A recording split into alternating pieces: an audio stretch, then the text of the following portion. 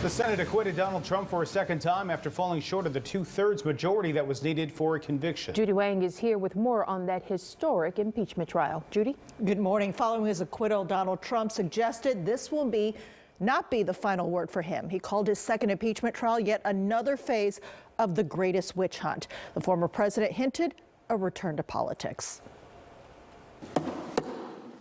The yeas are 57. The nays are 43. 7 Republicans joined Democrats in voting to convict Trump of inciting the violence January 6th. That was 10 votes shy of what was needed to bar him from holding public office again. In their closing argument, House prosecutors called Trump the insider-in-chief. They claimed he knew exactly what he was doing when he told supporters to fight like hell before they stormed the Capitol and practically sent them a save the date weeks earlier.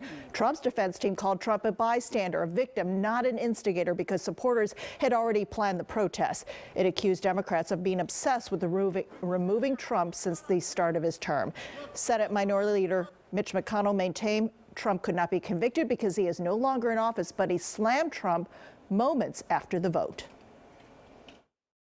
There's no question, none, that President Trump is practically and morally responsible for provoking the events of the day.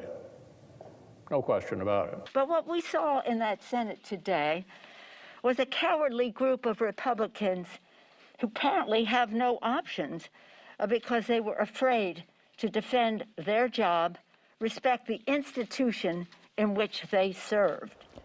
President Joe Biden weighed in late last night. This sad chapter in our history has reminded us that democracy is fragile, that it must always be defended, that we must be ever vigilant. While the final vote did not lead to a conviction, the substance of the charge is not in dispute. The White House has had little to say about the impeachment trial for the past week. Biden aides have stressed the president is focused on COVID-19. Back to you.